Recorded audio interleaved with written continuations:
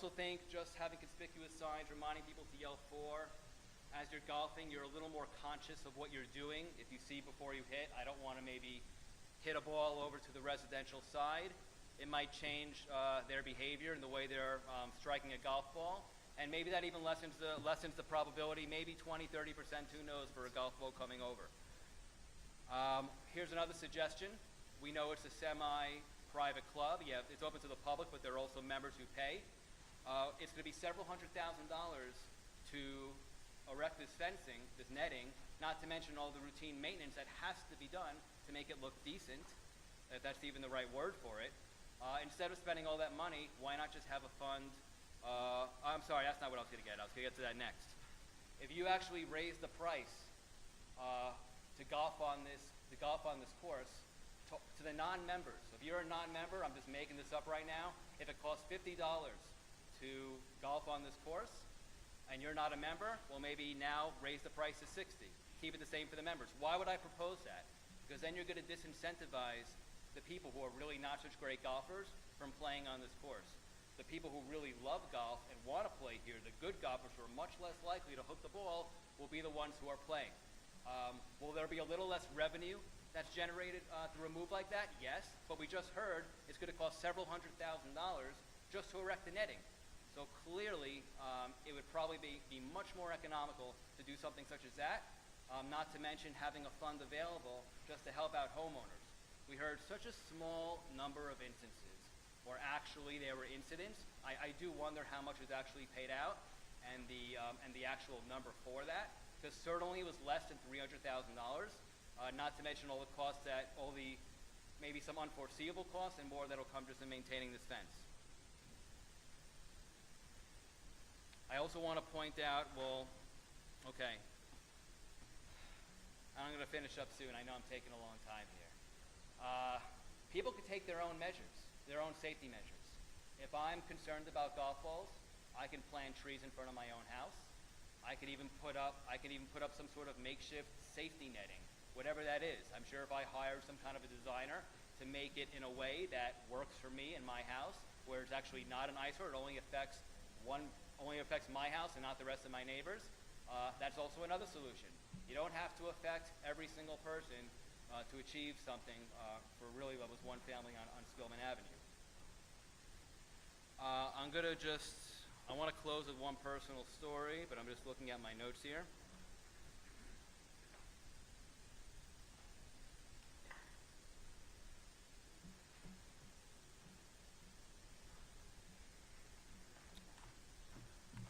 I do want to point out, so I walk to my synagogue every single Saturday. I walk to the Young Israel, and I make a left to Joaquina from Skillman Avenue, and I must say, I hardly ever see any golf balls on Joaquina. I can't even remember the last time I did. I've also never heard of a single incident of a car being struck by a golf ball. To my knowledge, from listening in on this proceeding, I don't think one was ever alleged. I think that, of course, I'm mostly concerned with Skillman Avenue. However, I do feel that putting up netting along Joaquina as well completely changes the characteristics of our neighborhood. You drive through, it's the main road of Oceanside. You drive through a nice area where you get to see a golf course. To see netting, it's going to look like we're in the Bronx or Queens. Nothing against the Bronx or Queens, but that's how it's going to appear. That's not what Oceanside is meant to feel like, and I don't think it's solving any purpose whatsoever. I never see golf balls over there. I haven't heard any evidence that golf balls are even coming over to that side. Regarding the area of Wedgwood, that section of Oceanside, that's where linked turf. I don't live over there, so I leave that to other people to speak for. It's a little different, I guess, with the being in your backyard. Other people can't see it, so maybe it doesn't change the characteristics of your neighborhood the way it would for Skillman or Joaquina, because that certainly does. So the public can't see it as well. However, I mean, just sitting here, I heard certain complaints. We heard from one of the residents that in all of his time living here, I forgot it was over 40 or 50 years, he never had a golf ball in his backyard. Again, we're here to put up netting, and again, it doesn't even achieve its intended purpose. It makes no sense to do it, and we're just taking a shower, taking a guess hopefully, maybe this will work out. Once it goes up, it's there to stay as well. So we shouldn't even think that it's going to go up and maybe it's going to come down. If it gets approved, it's just going to stay, and we don't want that to happen. Just one personal story, and then I'm finally going to close. I've been standing up here for a long time. Give you an example of kids who enjoy golf balls coming off onto Skillman Avenue, and I would even argue in a safe manner. They usually come off slowly from hitting the trees. My son collects golf balls. He loves to sell the golf balls to the people who are driving by to the course. He's done it twice now.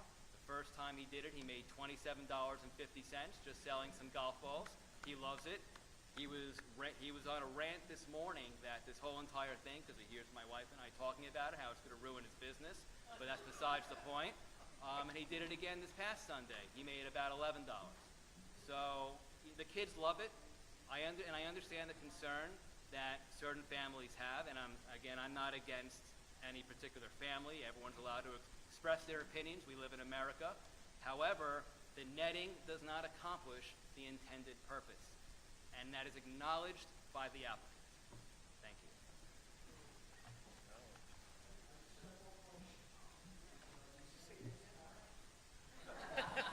We'll talk after.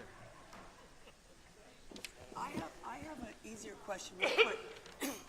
I was trying to find 3367 Skillman, and on the Google Earth it shows it.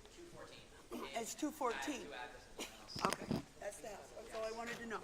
Sit or stand? I'm not sure if you were following me up. Or My wife is. Okay. Yes. My wife was going to read one statement. She can't go over because it's written down on paper. Yeah, my name's Jennifer Krawitz. I live at 222 Skillman Avenue. I'm going to be a lot quicker than him because we're all hungry and want to go home. So I grew up in Oceanside. I spent close to 30 years combined living in the Estates area. I would spend my childhood riding my bike and scooter along Skillman. I spent countless weekends walking along the Wakena side of the golf course as well. Not once did I ever fear for my safety. In fact, when my husband and I made the decision to move back here, we were determined to find a house facing the golf course. My family and I sit in our yard and on our front porch often without concern of being hit by a ball. If we were truly concerned, we would not allow our children to play outside, and we would not have purchased a home on the golf course. One of my son's favorite activities is collecting golf balls and hosting his annual golf ball sale. One of our neighbors had mentioned that his dog loves picking up the golf balls on his walk, and another mentioned how they keep a bucket of balls by their house for their friends to use when they go golfing. Growing up, whenever we would find golf balls on our walks, we would collect them and give them to my dad, who's a golfer, and he could use them to go golfing. Putting up a net will not only obstruct our view of the course, but will also take away from the community aspect.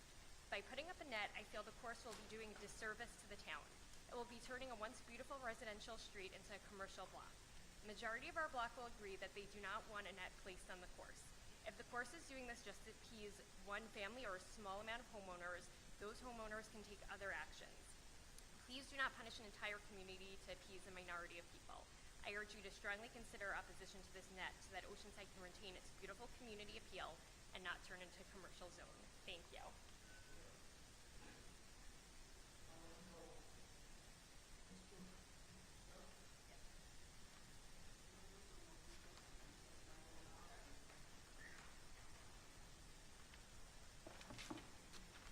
Hi, my name is Michael Hauser. I live at 224 Skillman Avenue.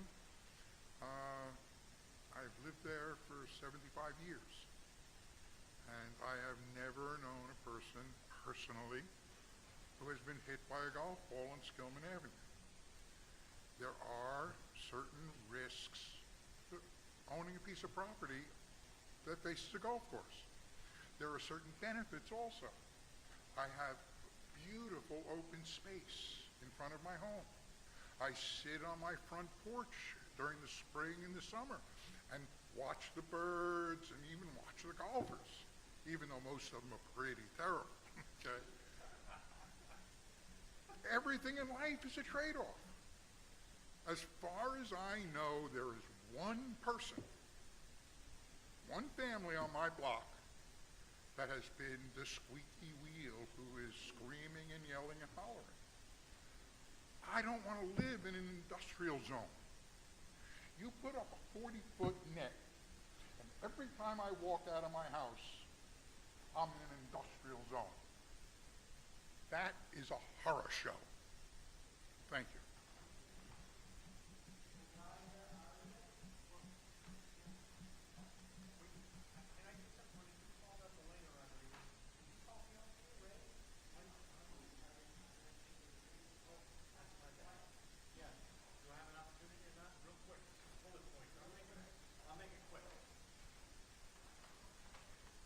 Thank you for the opportunity to speak with you guys. First of all, I just want to say that if this 40-foot monstrosity goes up, it'll Sir, be... name and address.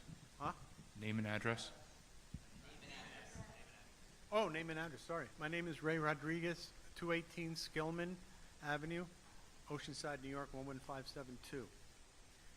No, but again, if this monstrosity goes up, it'd be like waking up in the morning and seeing a 40-foot tidal wave coming at you every morning. I sit out in the porch, in our front porch, and every once in a while I have my binoculars, and I know for a fact, I think we're less than half a mile, maybe even a quarter mile from the sanctuary, where there's 2 ospreys, right? And they're always with the babies and the cameras and everything. I've seen those ospreys land and actually hunt rabbits on the golf course. I've seen egret, we have a koi pond in our backyard, egrets in our backyards that are trying to get to our koi. A lot of nature is going to be damaged. A lot of species are going to be damaged with this net if it goes up. The huge trees that are on there now, if they're cut down, basically right now those trees stop the velocity of the balls. Okay? They'll go through it, you'll hear it, and all of a sudden the ball just drops or just slows down. So I think more trees might be an advantage to that.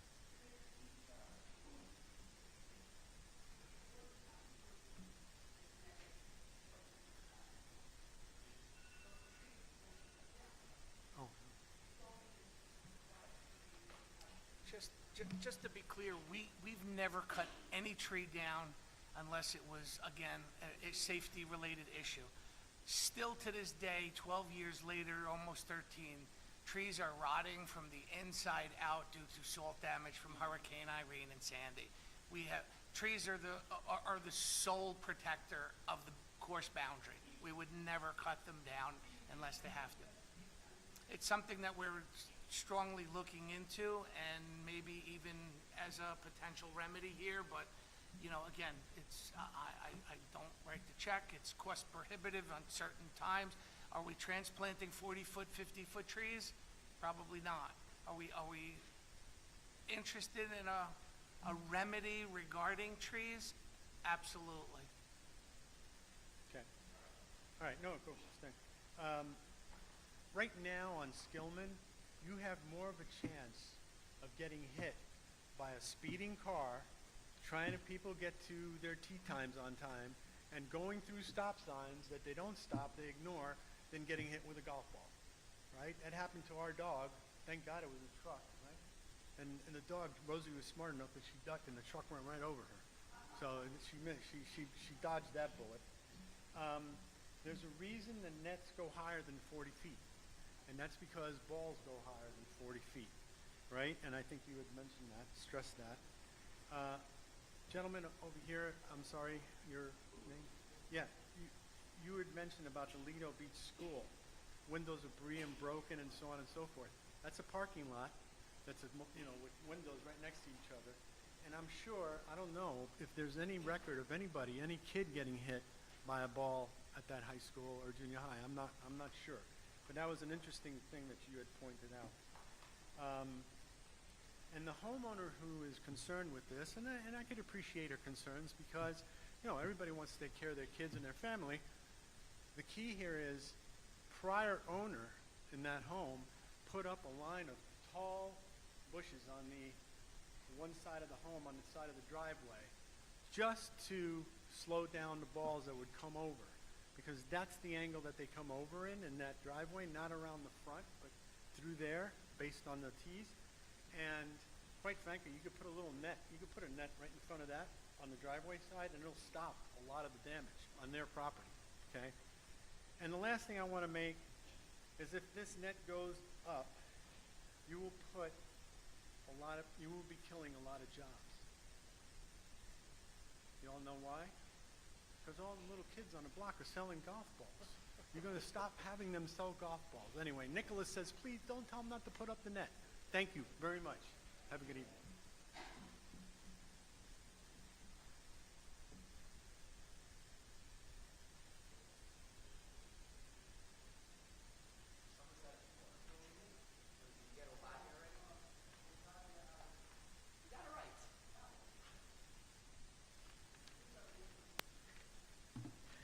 Thank you so much for your time today. My name is Ovad Yaryeh. I live at 3367 Skillman Avenue, which was formerly 214 Skillman Avenue. They tried moving the houses to 4 digits. Some of us accepted it, and some of us didn't, and now it's a total mess if you're trying to find a house on the block. I too am on Skillman Avenue. I'm here to voice my opposition to the net. Again, you've heard a lot of the reasons that people have stated. I generally concur with all of them. Just a couple of points that I would like to make or reiterate, and also I think someone left a hat. First off, Middle Bay has always been a good neighbor. I really want that to be clear, and we do appreciate that. If ever there has been any issues, they've been always receptive and responsive. I've lived at that house on the block for 15 years, over 15 years, and in 15 years that we've been there, yes, we got golf balls on the lawn. There was no issues. My kids also collected them. My kids also went through the stage of selling them. We've met some great people as a result. Adam Fox from the Rangers came and stopped by one time, signed autographs. One time in 15 years did we have a golf ball that hit and broke a windshield of ours, a parked car. And shortly after that happened, there was a knock on the door by both the person who hit it and by someone representing Middle Bay who wanted to let us know that our windshield was broken. We knew that, and then also wanted to offer to cover it, which we wouldn't accept. Again, we felt like, as was mentioned over here, if you buy a house on a golf course, what else do you expect might happen? If you don't want to be in a noisy area, don't buy a house near a train station or near an airport. And if you don't want to have golf balls on your grass, and you don't want the benefits of having a beautiful view and a peaceful street and just the serenity of the golf carts, whizzing by quietly, then don't buy a house on the golf course. So we did not take payment from Middle Bay. We appreciated it greatly. They were always great neighbors, and we felt like that was our obligation to stomach that loss and not have anyone pay for it. On my way here, I drove on North Long Beach Road past the Rockville Links Club. It was beautiful to drive by. It was peaceful. It had a beautiful view. There were houses lined up across the street for a much longer distance than Skillman Avenue runs. And do you know what wasn't there? A net. It was a beautiful view. Lots more cars are driving on North Long Beach Road than on Skillman Avenue. And it's a much longer distance, and there are plenty of houses, and there was no net. Okay? And like they mentioned earlier, Middle Bay has been around for about 100 years, almost 100 years, and this was never an issue. And it's not because golfers have gotten that much worse. It's because sometimes there are squeaky wheels, as someone mentioned. I really feel strongly that in 100 years, this wasn't necessary. It's just super odd that right now we're actually even sitting here having a hearing about this. I know that this wasn't scientific evidence, but when they were asked how many people submitted complaints, it doesn't mean how many golf balls came over onto your lawn. It means how many people actually submitted complaints to Middle Bay, and I believe the answer was 6 in 2024. Maybe there were a few more than that, but that was the number that was mentioned. And one person, there was one case that was mentioned, that there was one person who got seriously injured. My wife teaches AP statistics. I'm not the stats person, but I know enough to know that that is not statistically significant. You're more likely to get hit by a car walking across the street than by getting hit by a golf ball if it happened once in 100 years. So again, it just seems really like the evidence is clear. There's no reason for this. The neighbors are obviously against it. It will change the character of the neighborhood. It will change the aesthetics and the serenity. It is an eyesore. The attorney over here mentioned that it's going to be a transparent net. I don't even know what that means. I've seen lots of these nets. None of them are transparent. And it will affect the property value in addition to affecting our way of life. We paid a premium to live on this block. We're very happy to be on this block. We chose to make our lives in Oceanside and make our lives on this block. And it would be a real shame if it changed as a result of this. The last thing I'd mention is I know that what they're requesting isn't even a small ask. This is not like having a fence that you're zoned for X and they're asking for 2 feet more. This is a tremendous ask that's being made of the zoning board. And the reason why it's so significant to us to show up like this is because it's such a terrible idea. And I don't think the zoning board should legitimately consider even giving them an ask. 40 feet is tremendous. It's way above the regulations that were established in order to protect the character and nature of the community and of the residents. We do appreciate that you sat here all day to listen to this. Hopefully, it seems very clear that this is a terrible idea. There have been other proposals that have been mentioned, trees and otherwise. Again, we view ourselves as good neighbors. We're very appreciative of Middle Bay, and we want that to continue to be the case. Thank you very much for your time as well, and have a good evening.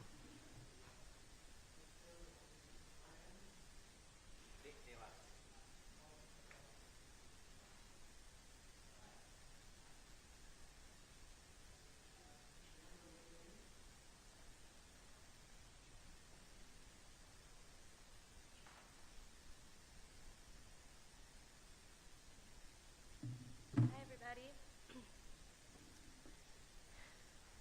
Okay. My name is Amanda Levine. I live at 228 Skillman Avenue with my husband, my 4-year-old, my 2-year-old, and my 6-month-old, and our dog. It's honestly really awkward standing here in a room full of neighbors and friends, all of whom experience the golf course in a very different way. For my family, because of the 17th hole, the experience has been dangerous.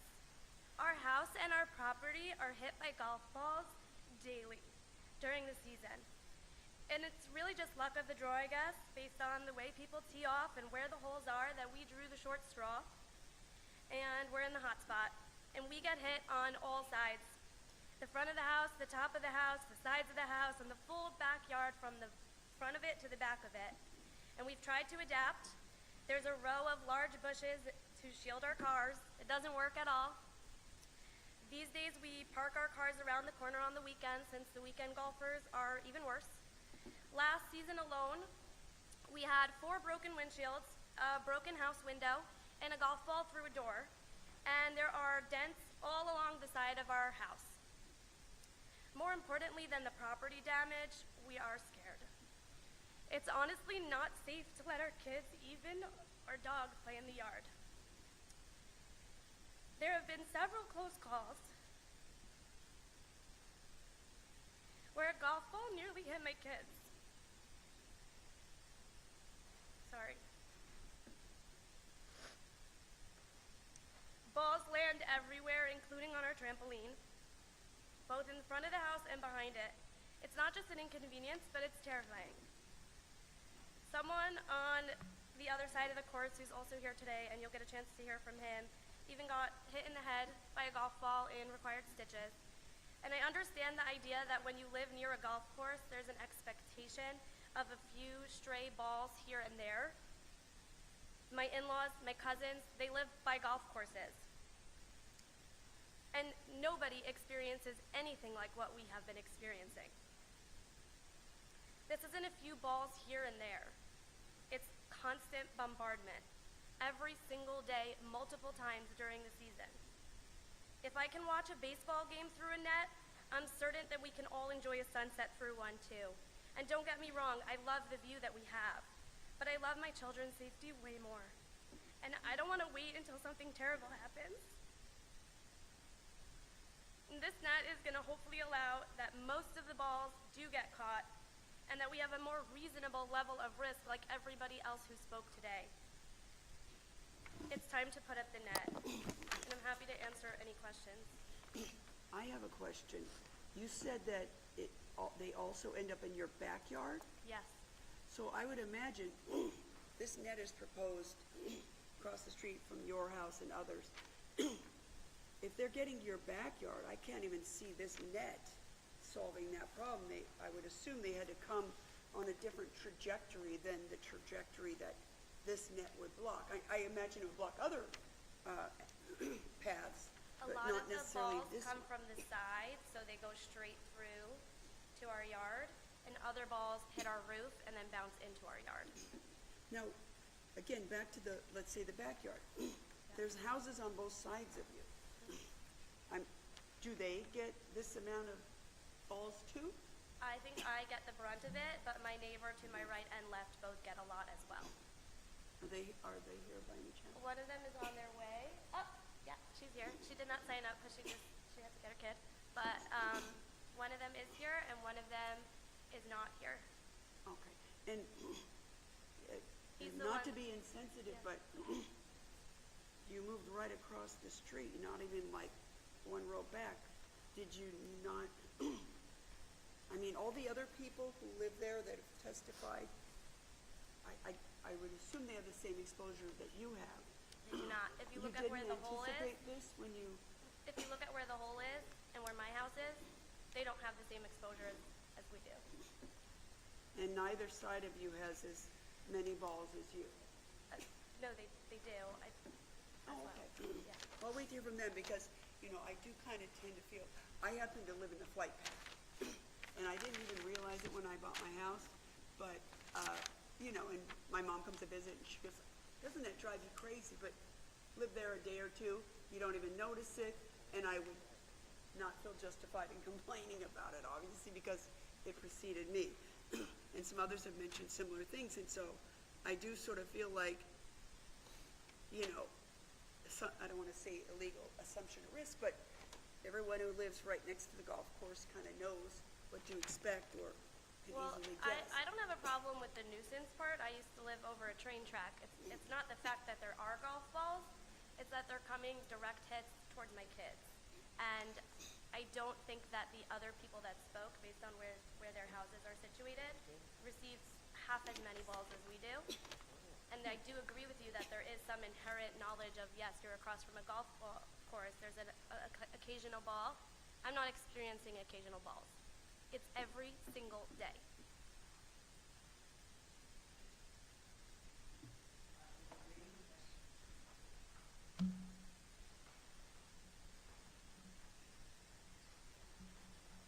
My name is Michael Levine, Chairman Pagano, members of the board. I'm actually here wearing two hats today besides my yarmulke. I'm here as a lawyer, the managing partner of McCabe, Collins, McGill, Fowler, Levine, and Nogan. But more importantly, I'm here as a father and a grandfather to Amanda, who you just met, and her husband and their children. I want to clear a few facts up, which really basically were just misrepresentations. While they've been wonderful neighbors and have been discussing things very nicely, Ron told you that he only heard about complaints of, I think he said something like 6 balls hitting. Their lawyers have been in constant contact with us, as has Ron, met with my daughter and other people on multiple occasions, and have been told in writing and verbally, can be produced if you want, telling that there's been assault daily on my daughter's house in season. So when he met by balls in my daughter's house and property and the children, I understand, but he represented, he only knows of, Ron represented, he only knows of, I think he used the number 6 balls that went into people's property. That's not accurate. Thank you. Okay. Thank you. As far as the law, because I appreciate where you're going with that, and you basically said, well, don't you know when you live next to a golf course, that's part of it? That's not the law. The law is correct with what you said in a normal situation, like my daughter's described. And well, I appreciate it. I'd like to inform and give you the case so you can see what the actual law is, because there is law on this subject. The original case that seemed to go against my daughter's position, but doesn't, if you look at it, is a Court of Appeals case. It's a 1970 Court of Appeals case. It's called Nussbaum. I'll give you the site. It's 27 NY2D 311. That's a 1970 Court of Appeals case. In that case, they did not find in favor of the homeowner, but there was very specific reasons. There was 30-foot roughage there, no such thing here. There was 45-foot trees put there, no such thing here.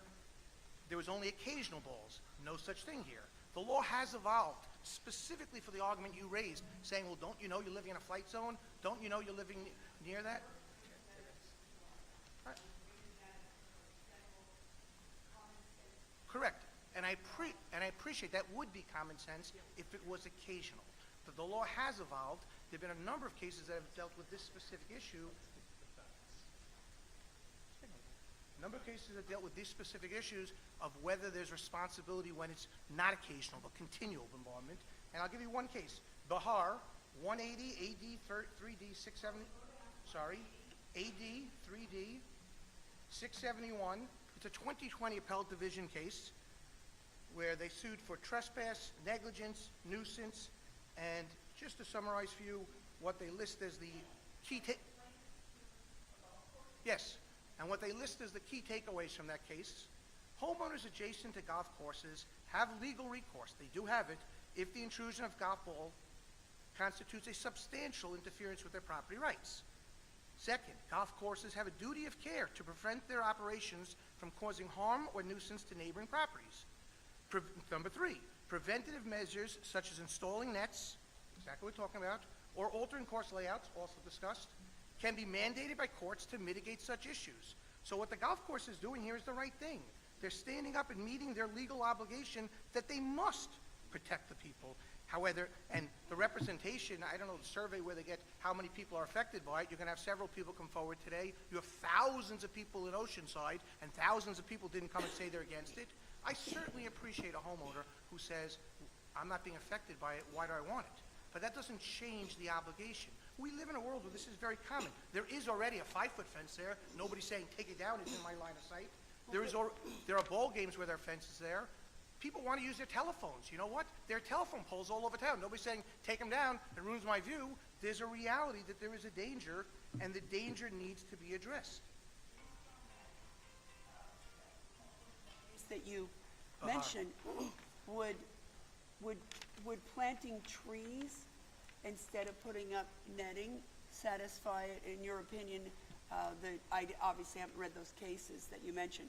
Would planting of trees? I don't know that he's qualified to give that opinion, and he's certainly not an expert. So. Okay, but just in your opinion, you mentioned that case, I I thought will you tell said you- I will trees. tell you Hold we- on, she can only do one at a time. Sorry. I thought you said that trees, that the court mentioned planting trees, or trees being there. Correct. So I was just wondering, if that was a more palatable solution for the greater group.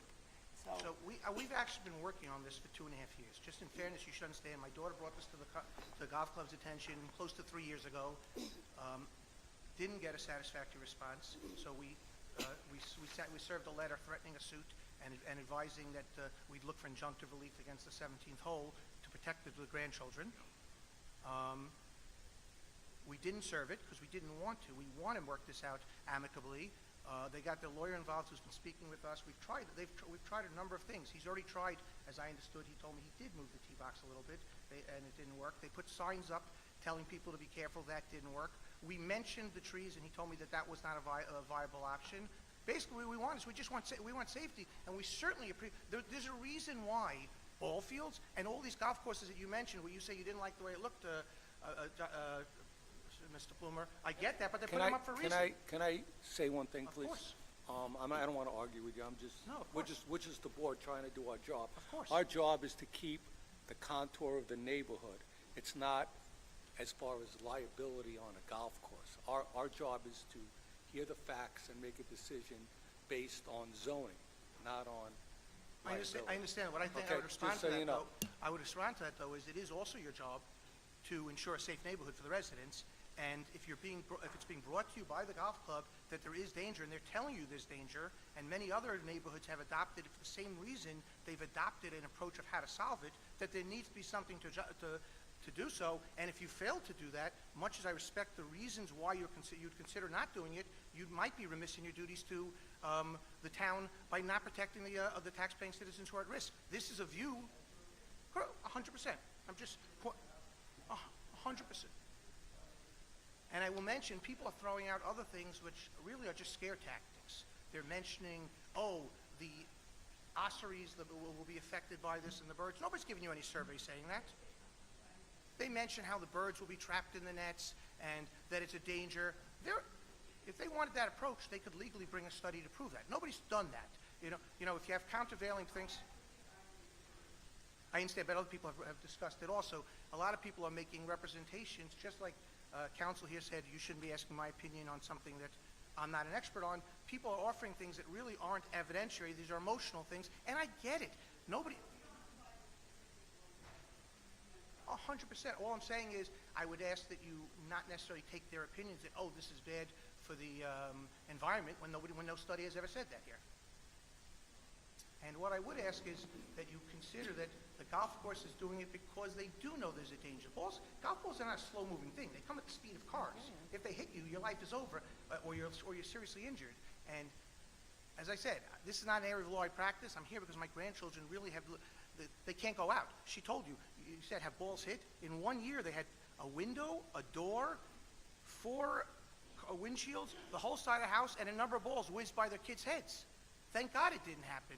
But this is a necessary method to take or some necessary must be taken to protect the neighborhood, and there are several people, you're gonna hear others here speak, you're gonna hear from a gentleman here who got hit in the head, you're gonna hear from the neighbor you asked, is she here? Yes, she just ran over, because she also, of course, different people are experiencing different things, and I get why they don't want it, but sometimes things are necessary, and it is able to be taken down half a year, and you're not, you go to a ballgame, you barely even notice the net.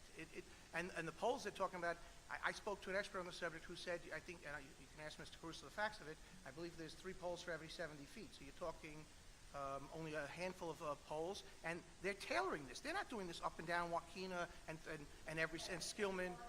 They're targeting where there's danger. There's a reason they're targeting that. And I don't want to take it.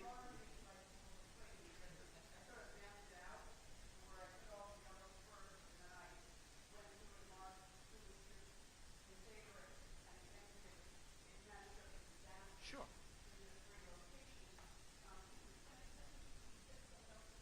Just in the back there. Of course, please. First of all, before I go on, any questions for me on what I've said? I would just again conclude that safety is primary, and it's going up everywhere. These are happening all over in all different golf courses. They all started with the same thing. We want a complete pristine view, and then they realize certain spots are just more dangerous. And by the way, if you take a look at the map, I don't have in front of me the survey, I'm sure it'll show you how close the 17th hole is to the fence. I'm not a golfer, but I've spoke to a few golfers to understand this. If a person slices it left at all, it's coming to my grandchildren's house.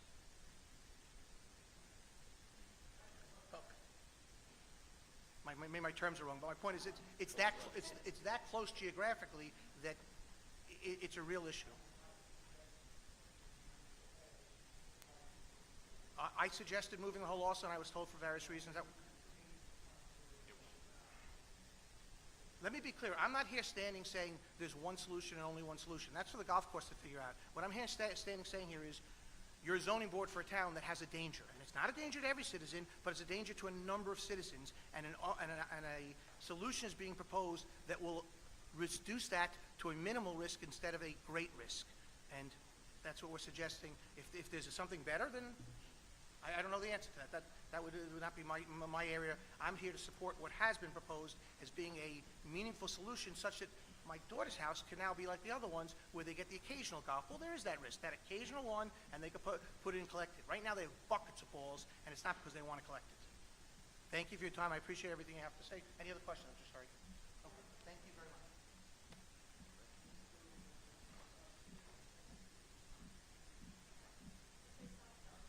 Yes.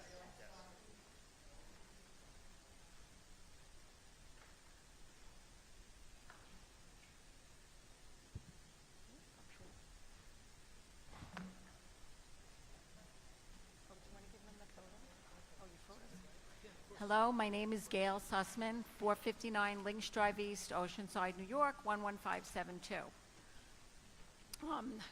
As you know, I live on Links Drive, and I understand the people that do not want it because I feel it's a matter of aesthetics. However, our reason for wanting it is a matter of safety.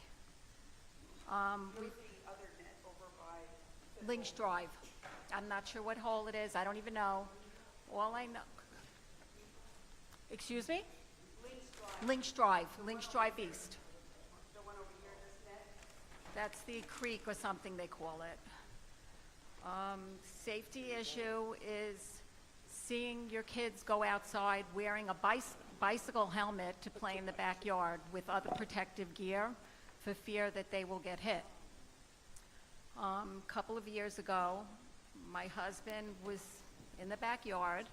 I hear a scream to go out and see him bleeding, blood rushing down his face, only to find out that an errant golf ball came over into our backyard and hit him right in the head. He needed 7 stitches. He was taken away by ambulance. Had that ball hit him a little lower, we were told that he probably would not be here today. I'd be a widow. So I guess, like I said, I understand the two sides of the story, but seeing that happen and the fear of even walking out in front of the house and seeing balls in front, on the side, and collecting over 700 balls over the years makes me very concerned. It's a safety issue. It's not about how beautiful it looks. I understand. I have past nets. They're not the greatest thing to look at, but then I don't consider them an eyesore, maybe because I just never looked at it that way. But I think seeing someone you love get hurt and witnessing that, that to me is the biggest thing. And if someone never got a ball, why would they want the net? If someone never got hit, I understand. Why would they? Maybe I would be speaking differently if I never experienced that. But because I did, that's where I'm coming from right now. 30 years. 33. So I thank you for listening to us today, and it's been a long day, I'm sure, so I will turn it over to Terry now. My name's Terry Sussman, 459 Links Drive East, Oceanside, New York. I have some I'm sorry, I'm not used to this. I have some photographs that I'd like you to take a look at. I'll move closer. Thank you. Mr. Sussman was kind enough to show them to me, so I'm more than happy to pass on that for now. Thank you. We had over 700 balls in our backyard. Yes, they were on my cell phone. We had them all different times.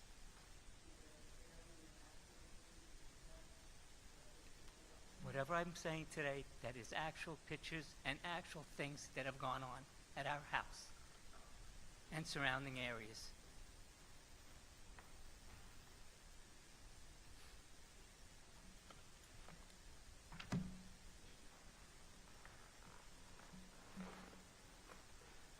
Oh, okay. I'm just glad I'm here today, because if I would have hit in the temple, I wouldn't be here right now. I'm worried about my grandchildren, my friends, anybody that visits us, anybody that my neighbors and everything. This is a very dangerous issue. Like I said, we had over 700 balls. The pictures show it.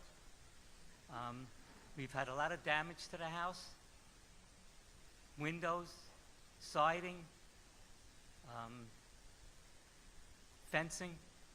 Those things could be replaced, but a life can't be replaced. If a child or a grandchild or even an adult gets hit in the temple, in the face, that's danger. That can't be repaired. Yeah, you'll have a nose busted. It may not look the same as you had it when you were born. It's dangerous. This is what it all comes down to. Very, very dangerous. A window could be repaired, a fence could be repaired, etc. Excuse me 1 second.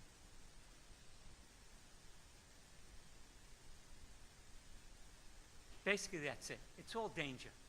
It's all danger. I could sit here for another, I have 2 pages. I could sit, excuse me? What street do you live on? Links Drive, 459 Links Drive East. And this has been going on for many, many, many years. And again, I'll end it with, it's danger.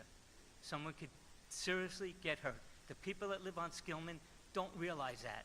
All right, and actually they could get hurt too if a ball, walking out their house and a ball get hit them right in the face. They could lose an eye. Their children. I mean, that young lady down there is getting tons of balls. My other neighbors on my street, who will be talking, a couple of them, tons of balls. It just doesn't stop. Someone's going to get hurt. A car going by. Kids playing out. We have a dead end. We have children, my neighbors, my kids, used to play in the dead end on bicycles. One of them get hit, they fall off the bicycle, they crack their head. What do you do? So basically, I'll end it like this. This is danger. And if we could do something to prevent it, these fences on our side, 40 feet up, will help a lot. Will help a lot. It's dangerous. If any of you were visiting us and sitting in the backyard, you never know when you're going to get hit. Until I did. It's right here. It's not 77 stitches. It's 7 stitches. But I got hit in the head. Thank you very much. Have a great day.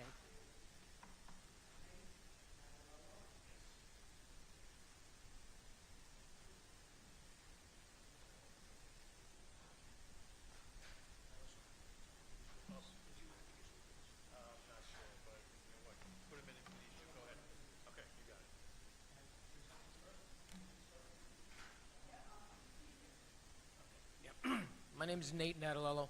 I live at 365 Joaquin Avenue. I don't think there's any other house besides mine that is in more direct line of fire than anyone else here. My house gets bombarded more than anybody else's house. I'm sorry to say that, but it's a fact. You have pictures there? I'm the 15th. Yes. Yes. That when people are golfing on the course court and they can't see the green, they say aim for the house because that's where the green is. That's where the hole is. That's where the 15th hole is. I have a video, ring video camera here of my daughter walking with my 2-year-old grandson. And you could see her swat a golf ball away because you would hear the golf ball bounce off the street and then it hits the house and it picks up more speed. I've been living here for 30 years. My window's been broken numerous times, and Ron will attest to that. All my cars have been broken into by golf balls. I have siding damage all over the house now that I will not fix because it's not worth fixing until I know that there's a net there. And if anybody says the net won't help, they're wrong. And I know, if anybody everybody's familiar with Joaquin Avenue. You know there's a high school on the other side, the middle school going that way. 7:30 in the morning, 2:30 in the afternoon, it's bumper to bumper with traffic. I've seen balls hit cars. I've seen them bounce off. People don't even know what's going to happen. They just keep driving. But one day there's going to be one coming through a school bus, and somebody's going to say 4, and a 5-year-old kid doesn't know what that means, and he's going to get hit in the head with it. The traffic is ridiculous on Joaquina. And I'll show you right now, if anybody, can I present this video here?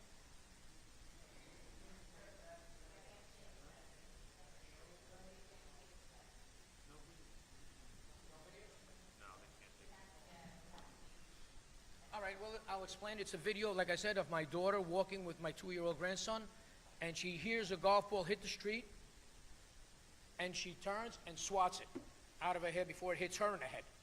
And I have it right here, because it's on my ring camera. Like I said, there is no other house that has more damage or more golf balls than me. If there's anybody that think they do, then I'll take the test. I'll do the test. But I'm telling you right now, I am in the worst possible position there is possible. Yes, I know there is a golf course, but who knew that it was that bad? When I first moved there was trees, bushes, fencing, everything. Everything is gone now. There is no tree, not one tree in front of my house. I planted trees. They only could do so much. The netting where they proposed, like he said, on Joaquina would be right in front of my house. And I also own 359 Joaquina where my son lives. I own that house also. So his house is also bombarded with golf balls. But he couldn't be here because he's working. So I am definitely for the netting, and I think it's a safety issue, not just for the people who live on Joaquina, but for the people of Nassau County who drive up and down Joaquina every day, and just at any moment a golf ball could come by and hit their car and not know what's going on and crash into somebody else and cause a major chain reaction situation that you will see on Channel 12 News. I'm telling you, it's just a matter of time before it happens. I don't know what to say. Everybody else has said much what it has to say, but I am pro-net, and it will help save lives. The netting is a must. We need the net. Thank you. I just would like to address Mr. Natello. Yes, Nate, you and I have had several interactions, and I do agree what you say in terms of you are in the direct line. He's the only situation on the golf course that has an aim site or line of fire towards his particular property. Yes, we have had several interactions. We have tried to be neighborly, but I do agree on the fact with what he says. His home is the only home in question here that is in direct line of flight of a field of play. If you look at my... On a second note, I will say that being at Middle Bay for 25 years, I took the fence down that was on the Joaquina sidewalk, all 300 and some odd feet. That was a 4-foot fence, no trees, just bushes, and now it's a 6-foot fence. So, again, up until the limits of the town, which only allowed us 6-foot of fence at that time, I believe it possible was Mr. Jowitz in the building department that recommended that transition when we took over. Yeah, so in fairness to Mr. Natello, yes, in the direct line of flight. As far as trees and bushes, we were helpful by 2 feet. but that was our limits based on a code. Okay, thank you very much.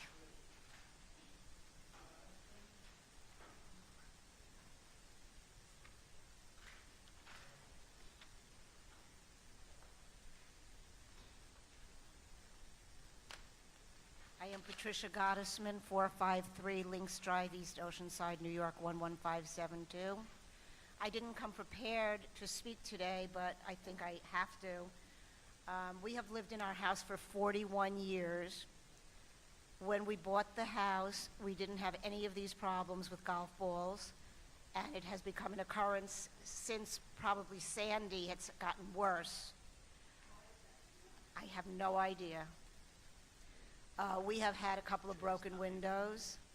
We have had a broken windshield, a fence replaced, a section of fence replaced, siding replaced. Thankfully, these men are trying to do something proactive so this can stop. I raised 2 children in that backyard. They loved it. We had no problem ever being in there, and now I have 5 grandchildren, and we cannot step foot in the backyard. I called maybe last summer or the summer before because 3 balls went by my head, and I called them and I said, "We are under siege. You have to do something." They are trying to do something for us, and I appreciate them, and I hope the netting is the next thing that we can see being done. We need help. Thank you.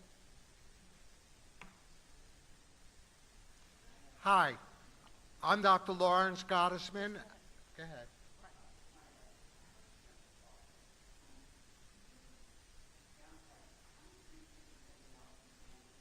Between Irene and Sandy, about 150 perimeter trees of the golf course. It was, again, this is nothing to do with public or private. This is nothing to do with the number of golfers. This is nothing to do with the skill level of golfers. This is to do with the fact that there are less trees there because they're dying. Yeah. Hi, I'm Dr. Lawrence Gottesman. I live at 453 Links Drive East, Oceanside, New York, 11572. And 48 years ago, I was very lucky to marry that young woman today.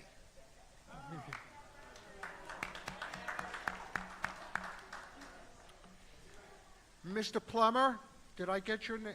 Plumer, I apologize. One of the questions that you could have asked, instead of asking what the cost was between the damages to homes versus the cost of putting up the nets, you could have asked a question about an unknown statistic, which is the number of balls that bombard a small area in Oceanside. It's right on Links Drive East.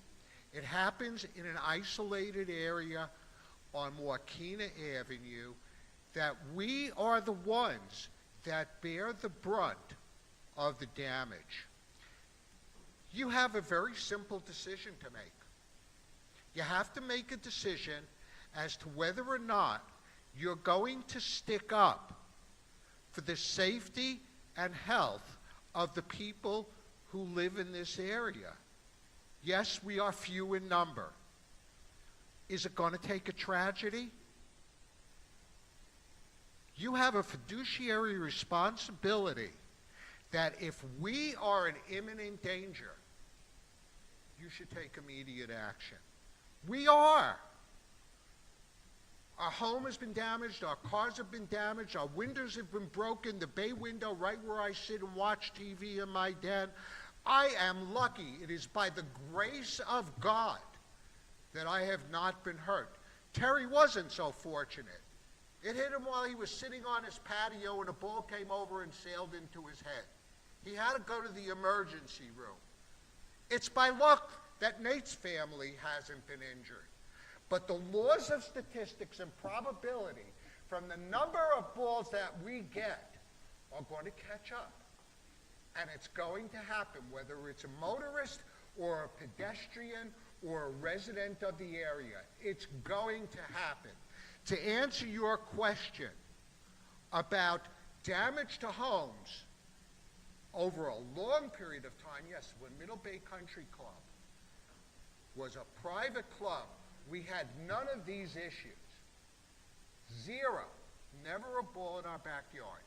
We probably had better golfers back then. They didn't have the same equipment. Since we've lost our barrier systems between Hurricane Gloria and Hurricane Sandy, okay, all these things have come to fruition, probably lousy golfers with clubs that are capable of hitting the ball further, and they're always looking to improve the quality of balls so that they go a longer distance. We're the victims of that. You have a choice. It's not so difficult. Make the right one. Thank you.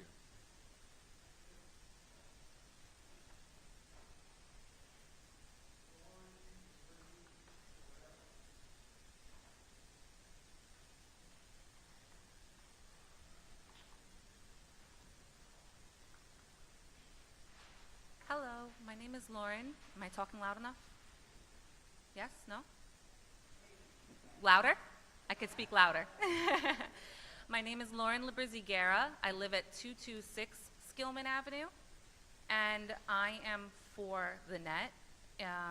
Just in the past 5 years I've lived there, moved in 2020, and I could say just from 2020 to now, it is quadrupled even the amount of balls that have hit my house on a daily basis. We collect the balls every season. At the end of the season, we give them away to somebody we know who goes golfing, and there are hundreds not hundreds, maybe like 150 to 200 balls every season that have landed either in my front or backyard, almost hit one of us, you know, dinged the car, broke a window, whatever you name it. And that's only the ones that we're able to pick up. People walk up and down our block daily, all throughout the day. That retired people walk around the block, and after school we have younger kids with their families walking around, and it's a big deal. Everybody picks up balls. You know, the golfers at the end of the day, if they see one on the lawn, they pick them up. So this is only a fraction of what is actually hitting our properties. And while a net isn't the most beautiful thing, you know, I wish there was another option. We've talked, I believe 2 years ago, I talked with the golf course with my neighbor at 228 Skillman. 228 Skillman. I've talked to her with them a few years ago, and there was talk of tree transplantation, but unfortunately it's just not feasible for the amount. I agree that it is Sandy that is killing the trees. You know, it's been a while since that, but they're cutting them down now. I believe it was last year or the year before. I work from home 24/7, so I hear them. I'm hit at least 10 times a day in high season, and even more on the weekends. But I was, I'm sorry, I lost my train of thought. What was I just saying? Oh, there was more trees before, but even last year, they went for a full week cutting them down, you know, and they had these giant tree buzzers, you know, they're shredding them in the mulch, and they're all dying. And the ones that are specifically in front of our house up until the stop sign on Freeman, which is where the balls are coming from what I've heard, is that area. And there's more trees down that way. They're all beautiful and thriving, but all the trees that kind of were protecting us slightly are barely alive at this point. They're breaking. Even this weekend with that heavy wind we had, there are giant branches shredded in the street every single day there's wind. You know, they're dead. There's nothing protecting us anymore from that. I have a small child. He's 5 years old. If you look at my car, the door that I put him into his seat, there's multiple dings, big dings from these balls coming directly at the car and hitting. No bouncing. These are just directly hitting my car, exactly where his head is. And if I'm going to be putting my son in the car, getting ready for school, or going out for the weekend, this is a possibility that his head could be hit. And, you know, there's more even further up, exactly where my height is. You know, I have at least 15 dings on my car in areas that are hitting direct line sight of where our, there's no bouncing, it's not the roof, it's not the hood. This is on the side of the car from sitting both in my driveway and sitting in front of the golf course, which I'm not here to complain about for financials on situations like that. There are multiple dents. We upgraded our siding so that it has insulation, that it doesn't dent. Windows, they've been broken. There's only a certain amount that we go to the golf course for, and the only time we can go to the golf course is when we can prove it liable to a player. We have to be there in the moment to get the player who hit the ball. And when we do have that situation, the players are very not happy about the fact that they're liable for it, because I believe they do sign a waiver when they're playing for these damages, and if you're able to locate this person who does the damage or injury, whatever it may be, they are not happy and they're not willing to do that. So for me at this point, I'm just worried for the safety of my children, and I don't think that aesthetics or property value or birds really should matter when we're talking about children not able to play in their backyard or walk to their car at the time of school or any time of the day. We hear 4, and instinctively we're ducking and covering our heads when we're in the front yard. We don't know when that is going to happen, but on a weekend you're walking to your car, you're walking to get the mail, you're trying to water your plants, you're going to get your garbage cans out. These are situations that you can't avoid being in the front of your home just because you live across the street from the golf course. And while I will admit I did not think of this issue when I bought my home, it was much less of an issue when I bought my home. I think it is much more dangerous at this point, and that's what scares me. It's not an if it will happen at this point, it's when it will happen at this point. And that's all I have. Thank you so much.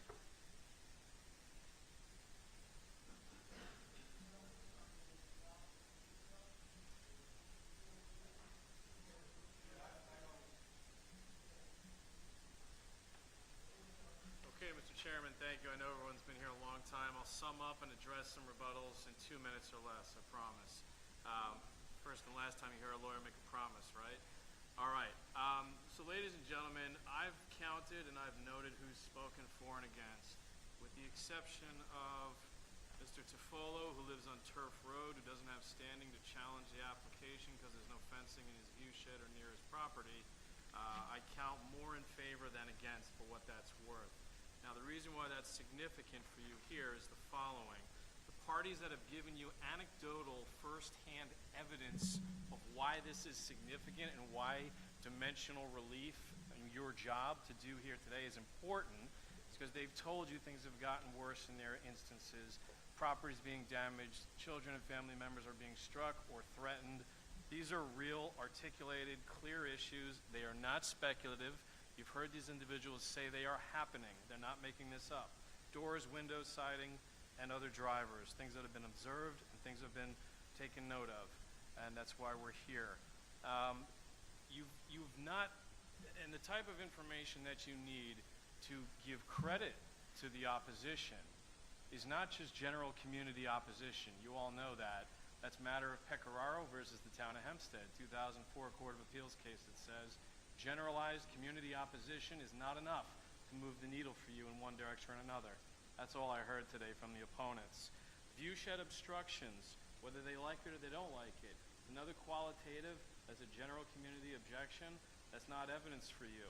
A signed petition from 120 or 1,000 people, all of which who are not here, giving you actual evidence and things to deliberate on, that has no evidentiary value either. That's a list of names and nothing more. They're not here to inform you. They're not here to inform me. I can't respond to them. That has no evidentiary weight for you. You've not heard any appraisals, any actual evidence of diminished property values, any view shed analyses, nothing from a real estate broker, an appraiser. Hey, my house is going to have a net in front of it. This is the depreciation in value. Zero. So those are some of the things that you haven't heard from the opponents of this application. We've told you why we're here. I think you now know very clearly why we're here. I want to pick on one individual for a minute, Mr. Kravitz. He indicated, I noted some of his comments in red, we are not a straw man for anyone. My client made this application in response to concerns. I think you heard those concerns. I think you know who was most vocal. That's why we're here. but it also gives us a moment to rethink why we're doing what we're doing, whether it's a good idea or a bad idea. We think it's a good idea. Again, it's not perfect. Those are my words. There is no simple tally of yes or no. This isn't a popularity contest. Mr. Kravitz seems to think that you just put 1,000 signatures on the right and you got a no. That's not how it works. You need to be informed, and you need a record that is sensible. You do not have that from the opposition. There is no evidence of complete arbitrary behavior, as he indicated, about the placement of these nets. I have a PGA professional sitting to the right of me who's been in the business for probably 30 years. He has individuals in his office who coordinated with our architect to specifically place this netting only as high as absolutely needed and only as long as absolutely needed in 3 specific places to address discrete harms.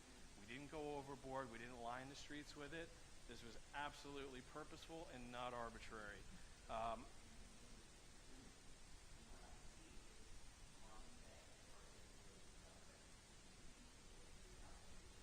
Correct.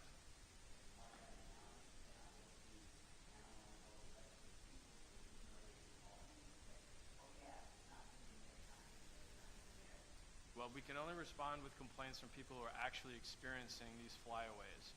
So we analyzed the portions of the hole, and Mr. Wright can talk about this, and specifically hole number 17. The fencing is designed to be in a place where the end of the first shot, where things can, be captured on the trajectory coming down off the shot, or in some instances going up, to catch the balls in flight, where they're going to be hit mostly. It's not just a random place. That would serve no purpose. On that basis, though,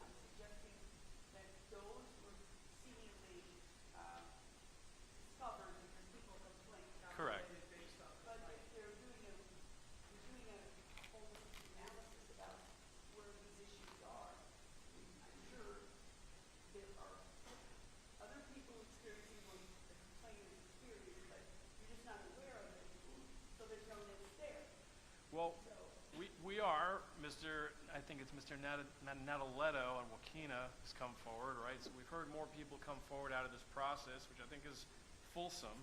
It means that people are having the opportunity to come forward and tell us what's wrong. Are we doing this right? Did we find the right areas? I think the answer is yes. We're not admitting that there was one specific neighbor. Yes, you've heard a vocal neighbor, but there have been more than one neighbors, multiple neighbors who have contacted Mr. Wright.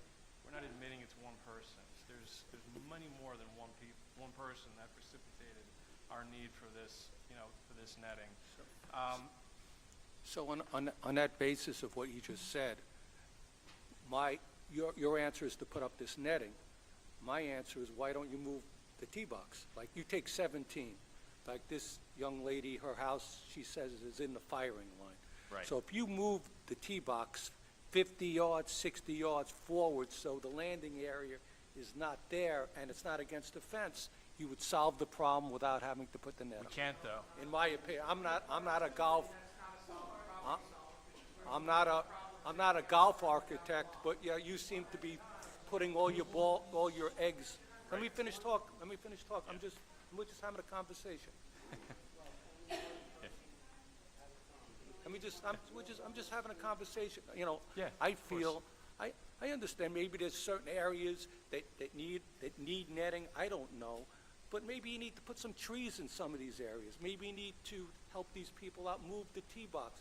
If you move the tee box on 17, this young lady's house won't be getting so-called bombarded with balls. Okay, so but that's just another solution. I'm not Fair saying point. that, I'm just making another point. It's not, don't throw the onus on us to we're- break the zoning laws to solve No, your we're not. problems. And that's a You know? sensible point, Mr. Yeah, Plumer. What we're trying to say to that is, if we shift it down 50 yards, the problem goes down to Kenilworth and beyond. And then it's not a Skillman problem in the vicinity of those households. Yeah.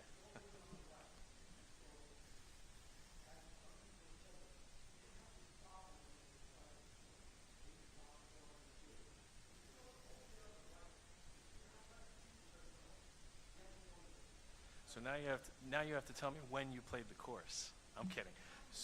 No.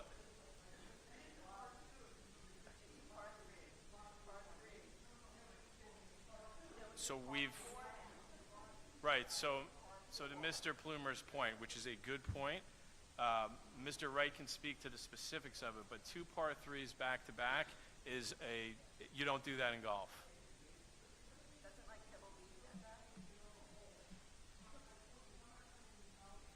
Right. We're not. No, we're not. Believe me, we put everything on the table, and this was truly our last resort because we can't reorient it sensibly.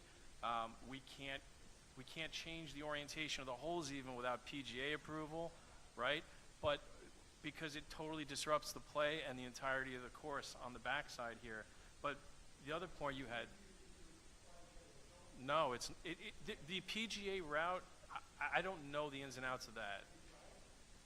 Mr. We have went to extremes in trying to figure out.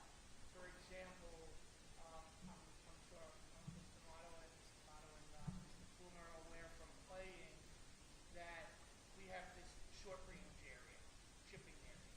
We have investigated with course architects and to try not to, impose on the integrity of the golf course what it stands for, the number of par related to par. Thinking of maybe if we did change a hole or a tee box. The golf course is approximately 155 acres of property in a hole. We're 143, so we don't have the flexibility to just move tee boxes and greens complexes without a significant domino effect. To get a course architect in there and change the dynamic of the holes and what the par structure is would be millions of dollars. Now we could close a golf course, which is the most prized piece of property in all of Oceanside.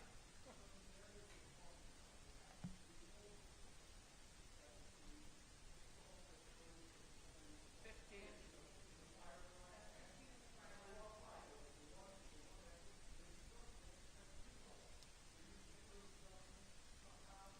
It's a substantial process. Yeah. Yeah.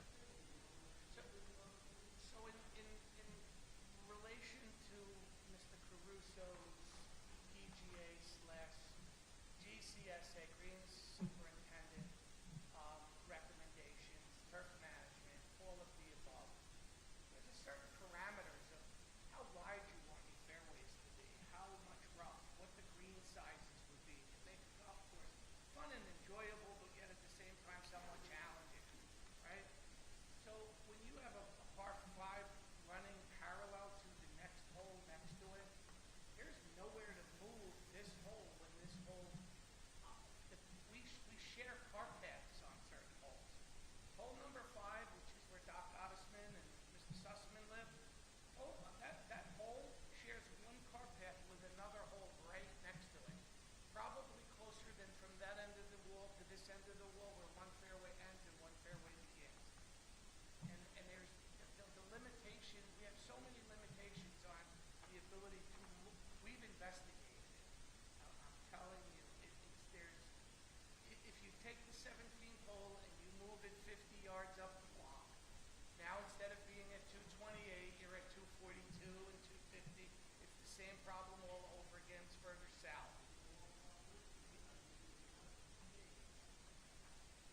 And then go back to, so that's like telling Umberto's, you can sell pizza, but you can't sell Sicilian. You're changing the integrity of the golf course and what it stands for. No, what we're asking you is to help us preserve our layout that has been ostensibly in the same location, same profile for more than half a century by giving us relief under your code for what we perceive as a safety risk that is also an existential legal threat to us. It's a safety risk that we want to manage and help be good neighbors about, but also poses a risk where, look, if someone wants to enforce this really strictly, this could be a nuisance case and we could be shut down easily. That wouldn't take a lot. And this is a situation where we only can work within the bounds of what we have and do our very best. If there was a less onerous alternative, we've already exhausted it. Because trees, so to plant mature trees along that length of road at 20, maybe 30 feet is an enormous cost. And there's no guarantees that those trees are going to make it or that they're going to stop and buffer those balls from going through.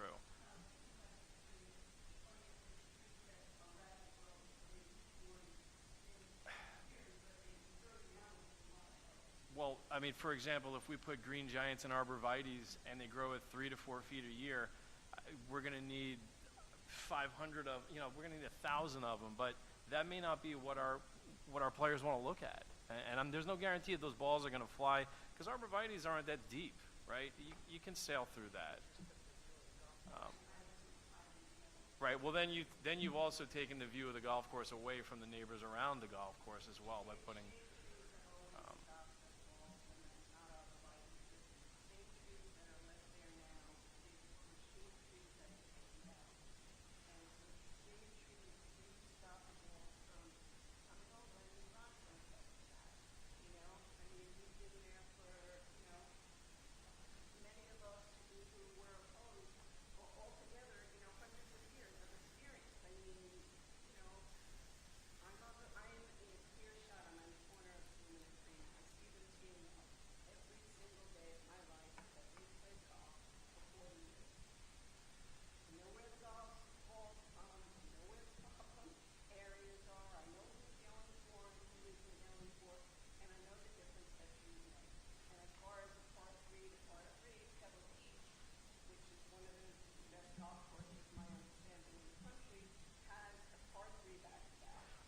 that's not even a close comparison. But the point is, what this board is asking us is, pointedly, have we explored it? Can we do it? Is there an alternative that makes sense here? There is not. We are here because this is what we feel is the absolute last resort for this. Mr. Wright, didn't you, when you guys went from private to public or private-public, didn't you change the layout of the course? Didn't you make the holes different? Didn't you make the first hole was the 10th hole or something? We reversed the nines. You reversed things somehow. We didn't change any of the holes in terms of the locations or the hole type. What we did was we changed the numbers of the holes with the idea of certain town ordinances and codes to start mowing at certain hours, that by making the front nine the back nine and the back nine the front, to less inconvenience neighbors, we could get the mowing cycle out there a little earlier, even invested over $100,000 in electric hybrid mowers so that we could tee off at 7 a.m. because you're talking, a substantial amount of money. If the later you tee off, the less revenue you create. I still feel that with some tweaks on certain areas, you could solve this problem without a net. That's just my opinion. But, Engage in a nice, friendly tour around the golf course with you, Mr. Fuller, and love to hear your suggestions.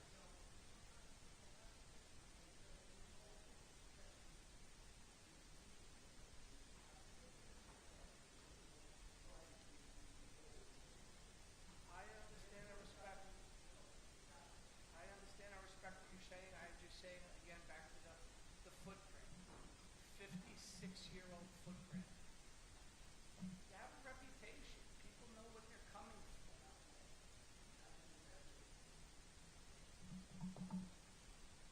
No, but the density of the neighborhood, the amount of vehicles, the amount of people per household may have changed, so we do have different externalities that are influencing why these things have come to the board. So, again, it's not perfect. We think this is the best we can do here, though, and we want to keep it as minimally invasive as possible. I know there's people who don't like this, but really we have to balance some serious safety concerns, some nascent issues.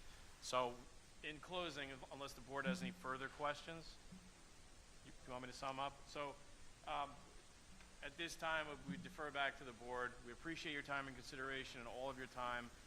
We respectfully request that you do grant the area variances. We think that they are as narrowly tailored and minimally invasive to accomplish the goals that we're confounded with, which are existential issues. And we respectfully ask the board to take that in consideration in doing your job in assessing the code. Thank you.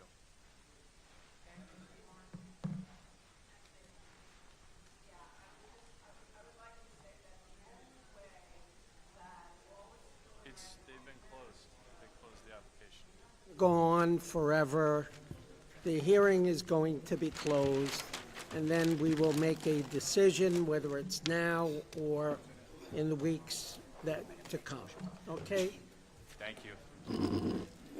Motion? Go ahead. All right, Mr. Chairman, I move that the hearing be closed, the matter be placed on the decision calendar. Everyone who signed in on the case will receive a copy of the board's decision by mail once it is rendered. Thank you, folks. Have a safe Second. home. Thank you, everybody. Second, all in favor? Aye. Any opposed?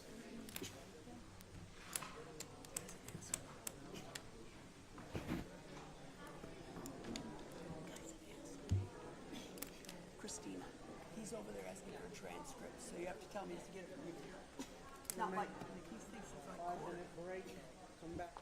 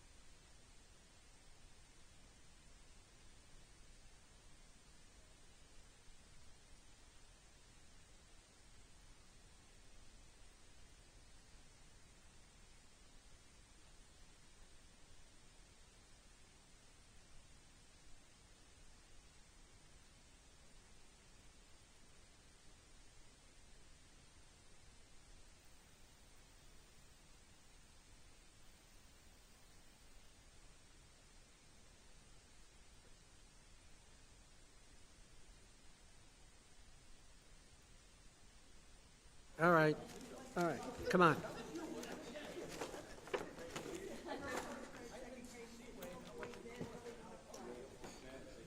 All right, let's do decisions. Case 215 of 2025, near Island Park.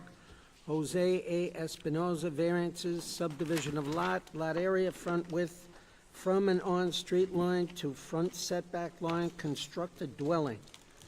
The second part of that new case, the second part of that application is 216 of 2025, near Island Park. Jose A. Espinoza, variances, subdivision of lot area occupied, front width from and on street line to front setback line, side yard aggregate, maintained dwelling on a lesser lot. Any comments? I just think that that was inconsistent with the neighborhood. The precedential value of it was problematic because there were a lot of larger lots in the neighborhood, making it inconsistent with the character, and also giving it potentially have a domino effect, deleterious Open up effect on the Pandora's neighborhood. box. And I just, I would move, as it relates to both cases, to, yeah, I would move to deny both cases. I agree. Second? All in favor? Aye. So, let's deny both cases.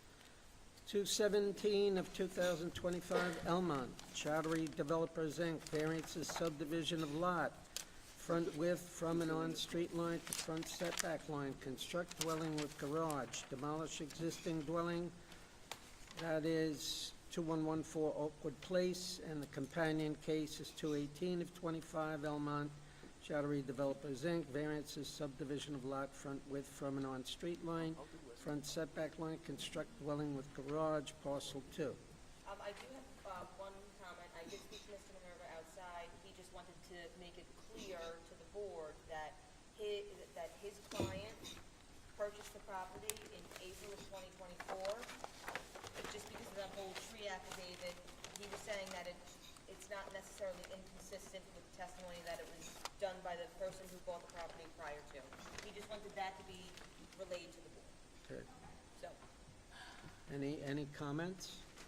put your mic on. I'm against it. I don't think there's enough frontage, and I think that it doesn't fit in with the community. I think you could probably distinguish that from the other variance that was granted in 1995. And I may want to hold it because I'll go back and look at the piece again before we make a decision, unless you feel very strongly about it. Well, I don't have any problem. Let's look at the other. Yeah, but if you go and see it, there's a difference. Those cases, there's a common easement that allows, it looks totally different. I mean, if you go and look at that piece of property and the common easement in front, it's another street that allows each car to go in and out. We don't have that in this case. I'll hold it. I'll hold it. Maybe you want to go and take a peek.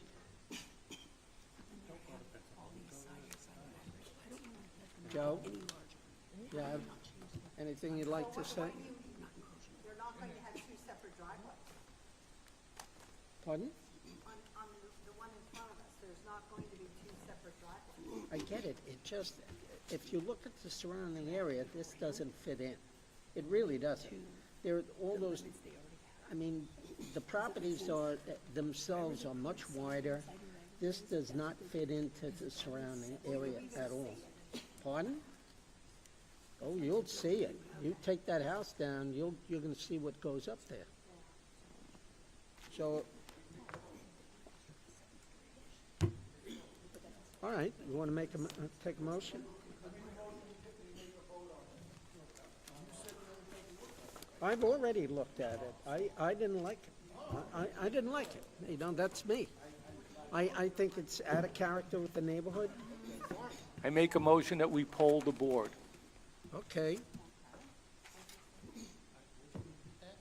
He wants to poll the board. No, but that doesn't matter, just take a vote. Yeah, take a vote. Yeah. I- So I can't, no, I saw it. Joe, I saw it, and the opinion that I have is it's totally. I'd like to out of make a character. motion on It is. Elmont, case 217 of Yeah. 25, 218 of 25, that we take a vote. Well, no. No. You have to Make a motion to either grant or deny. I make a motion, file number 217 of 25, Elmont Chaudry Developers, variance for subdivision lot, front width on street line to front setback, and index number 218 of 25, Elmont Chaudry Developers, variance subdivision of lot width from street line to front line setback, be denied. Second? All in favor? Aye. Okay, Okay, okay. so it was, Mr. Plumer made a motion to deny. It was seconded by Mr. DeGrace. Nope, and then we had, Everyone voted in favor except Joanne, who abstained. and Joanne abstained. Right. Okay. And I will say this, that it was denied by the NCPC, so we would have It needed was. we would It have was. needed a supermajority to approve it. As a matter of fact, both those cases were denied by the NCPC. All right, case 1311 of 2000. No, we denied it. Case 1311 of 2025 near Westbury, Beechwood, 725 Merrick LLC. Special exception for proposed outdoor dining and permission to park in the front yard setback. Property address is 725 Merrick Avenue. Do we have any comments? Would someone like to make a motion? I think, I would like to make a motion. And we should also do a secret determination. It's not listed there, but It's not there. it probably needs a secret. Okay. It should, well, actually. I would just say, that, I think it's a case that I'm in favor of, and I think there's some language that needs to be included because of the uniqueness of the parking situation. So I think we should have a draft grant, unless people are against that. Minute. If you would like to take a quick look at that. Okay, can we keep going? There've been other restaurants there. Oh, yeah. Yeah, they've been there forever. Well, then, I'll just move that we approve it. I move we grant case The explanation. 1311 of 2025 near Westbury, property 725 Merrick Avenue, Beechwood, 725 Merrick LLC. I move we grant it with the explanation of the situation drafted by council. I second. No. Aye. And, should we just do a secret just to be safe?